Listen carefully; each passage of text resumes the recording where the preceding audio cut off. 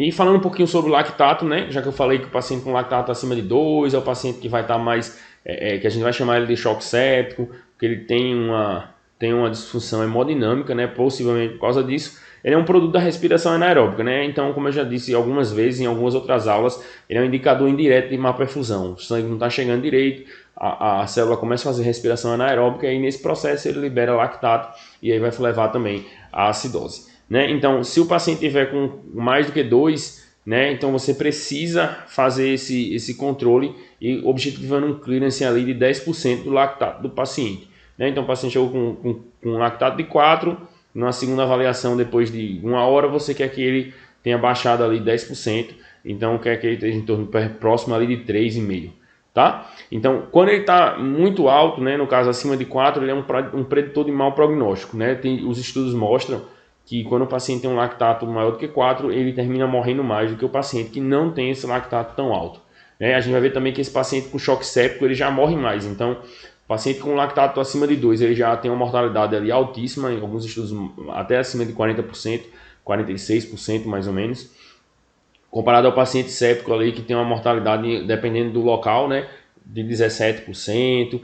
Então, aqui no Brasil, a gente viu que a mortalidade geral é de 55%, mas possivelmente o paciente com choque séptico seja bem superior a essa aí, e o paciente com sepse, né, é o paciente que tem uma mortalidade um pouco menor do que esses 55%, mas quando junta os dois todos, né, no quadro geral, ele vai ter 55% de mortalidade. Então, o paciente com choque séptico ele é mais grave, o paciente com lactato muito alto ele é mais grave ainda. Então, é um paciente que vai demandar mais cuidado, é um paciente que vai demandar mais atenção.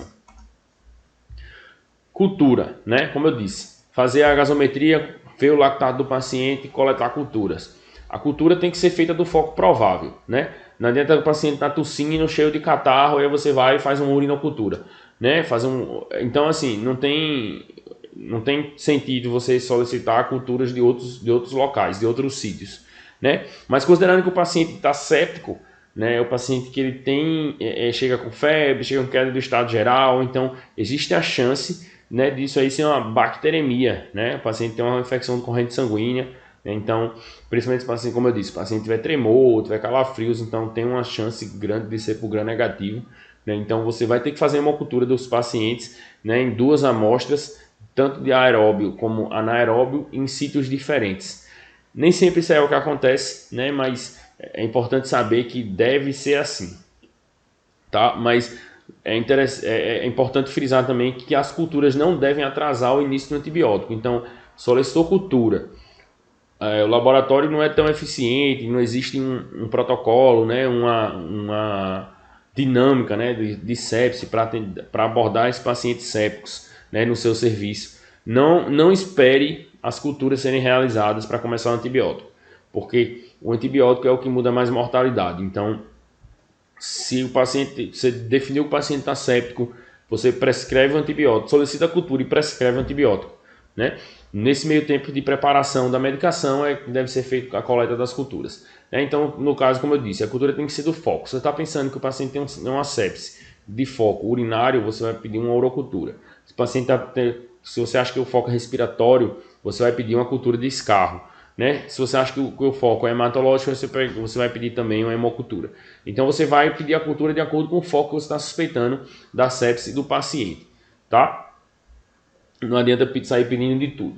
Lógico que tem serviços que aí orientam solicitar a cultura geral de tudo, então quando o foco é indeterminado, né, o paciente vozinho, queda do estado geral, né, o paciente idoso que chega com taquipneia, hipotenso, com queda do estado geral, você solicitou, já considerou ele como fez mais do que 2 pontos, né, no Cook-SOFA, então você começa a pensar que ele tem sepse, solicitou os exames ali para fazer o SOFA, aí você já solicita todas as culturas e aí você pode pedir tudo porque a priori o seu foco é indeterminado, mas se existe uma suspeita clínica forte de algum foco específico, então solicite essa cultura aí especificamente e não precisa solicitar tudo de tudo não.